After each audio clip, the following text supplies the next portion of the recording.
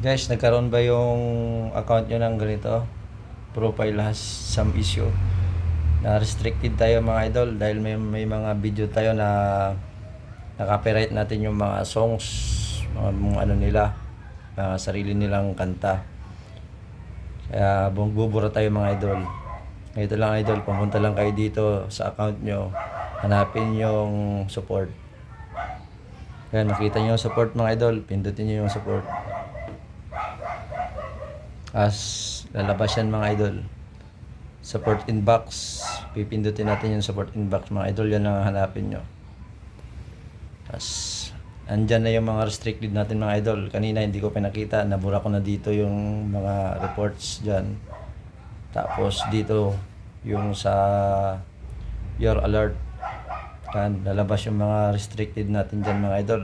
Ayan yung sa account ko mga idol. Yan. Pipindot tayo dyan mga idol. Isa. Yan mga idol, nakalagay dyan. Oh.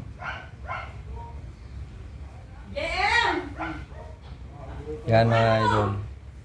Ngayon, magbubura tayo dyan mga idol. Paano natin burahin? Punta lang sa baba. Pindutin natin yung see details. Tapos, continuous. Ayan mga idol, ang nakalagay doon sa ano natin.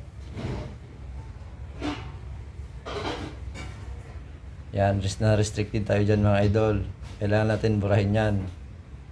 Dito mga idol, pindutin natin yung continuous. Continuous. Tapos, continuous ulit. Continuous ulit yan. Lalabas na ang mga idol natin yung mga ano dyan. Ayan, nakalagay dyan. Pindutin natin yung remove video. Tapos, continuous. Ayan, nakalagay mga idol.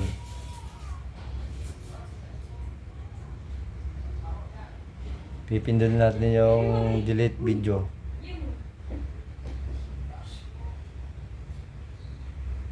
Ayan mga idol, nakalabas na siya. Ayan ang your video has removed. Ayan ang mga idol. Tapos pindutin natin yung close. Ngayon, babalik siya sa dating mga account kasi magbubura pa tayo. Pipindot tayo ulit dito sa account natin. Hanapin yung dashboard. Yan. Lalabas yung dashboard natin. Ha. Punta tayo sa baba. Scroll natin sa baba. Hanapin natin yung support. Pindutin natin yung support. Katulad nga kanina mga idol, yung sinabi ko, dito sa support inbox lang natin makikita yon. Pindutin natin yan sa support inbox. Andyan na, babalik ulit. Pindutin natin dito yung your alert. Lalabas yung mga ano natin dyan. Yung mga copyright, katulad nito mga idol. Oh. As new copyright, update, to review. Yan, buburahin natin yan mga idol. Yan, lalabas na. Para mabura natin yan, pindutin natin ulit yung see details. Continuous lang mga idol. Tapos continuous ulit. Continuous ulit. Tapos pindutin natin yung remove video. Yan. Tapos continuous ulit mga idol. Delete video.